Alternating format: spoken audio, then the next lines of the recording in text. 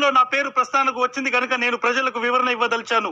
రాష్ట్రంలో వైఎస్ జగన్మోహన్ రెడ్డి గారి ప్రభుత్వం ఉన్నప్పుడు తెలుగు సినీ పరిశ్రమకు చెందిన కొందరు నిర్మాతలు, దర్శకులు, ఫిలిం ఛాంబర్ ప్రతినిధులు నా వద్దకు వచ్చి సినీ నిర్మాణ వ్యయం పెరుగుతున్న దృష్ట్యా సినిమా టికెట్ల ధరల పెంపుల గురించి రాష్ట్ర ప్రభుత్వంతో మాట్లాడితే బాగుంటుందని అందుకు నన్ను చొరవ తీసుకోవాలని కోరారు. అప్పుడు నన్ను కలిసిన వారిలో శ్రీ రాజమౌళి, కొరటాల శివ, త్రివిక్రమ్ శ్రీనివాసు, శ్రీ మహేష్, శ్రీ ఎన్టీ రామారావు, శ్రీ డివివి దానయ్య, మైత్రి మూవీస్ వారు ఇంకా 2-3 ప్రముఖులున్నారు. వారి సూచనల మేరకు నేను అప్పటి రాష్ట్ర సినిమాటోగ్రఫీ మంత్రి పేర్ని నాని గారితో ఫోన్లో మాట్లాడాను. టికెట్ల ధరల విషయం మంత్రి గారితో మాట్లాడి చెబుతానని ఆయన నాతో చెప్పారు.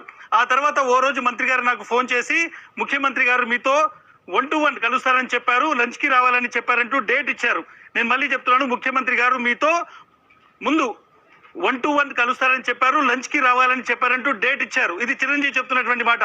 ముఖ్యమంత్రి గారి ఆహ్వానం మేరకు నేను ఆయన నివాసానికి వెళ్ళాను. నన్ను వారు సాదరంగా ఆహ్వానించారు. లంచ్ చేస్తున్న సమయంలోనే నేను టీవీ పరిశ్రమ ఇబ్బందుల్ని వారికి వివరించాను. ఇండస్ట్రీకి మీకు మధ్య గ్యాప్ ఉందని అందరూ అనుకుంటున్నారని, సమయం ఇస్తే అందరం కలిసి వస్తామని ఆయనకు తెలిపాను.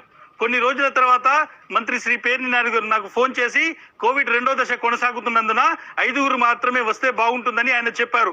నేనప్పుడు 10 మంది వస్తానని చెప్తే సరేనని అన్నారు. డేట్ ఫిక్స్ చేశారు. అప్పుడు నేను బాలకృష్ణ గారిని ఫోన్ ద్వారా సంప్రదించడానికి ప్రయత్నించాను. ఆయన అందుబాటులోకి రాలేదు. ఇది చూడండి ఒకసారి. అప్పుడు నేను బాలకృష్ణ గారికి ఫోన్ ద్వారా సంప్రదించడానికి ప్రయత్నించాను. ఆయన అందుబాటులోకి రాలేదు. జమినీ కిరణ్ గారిని వెళ్ళి బాలకృష్ణ గారిని కలవమని చెప్పాను. ఆయన 3 సార్లు ప్రయత్నించినా బాలకృష్ణ గారిని కలవలేకపోయారు. దాంతో నేను ఒక ఫ్లైట్ ఏర్పాటు చేసి ఆర్ నారాయణమూర్తి గారితో సహా మరికొంతమందిని వెళ్ళి ముఖ్యమంత్రి గారిని కలిసాము. ఆ సమయంలో నేను ముఖ్యమంత్రి గారితో సినీ పరిశ్రమ ఎదుర్కొంటున్న ఇబ్బందుల్ని వివరించాను. సినీ పరిశ్రమ ప్రభుత్వ సహకారం అందించాలని కోరాను. అందుకు అక్కడున్న వారందరూ సాక్ష్యమే. నేను ఆ రకమైన చొరవ తీసుకోవడం వల్లనే అప్పుడు ప్రభుత్వం సినిమా టికెట్ల ధరలు పెంపుదలకు అంగీకరించింది.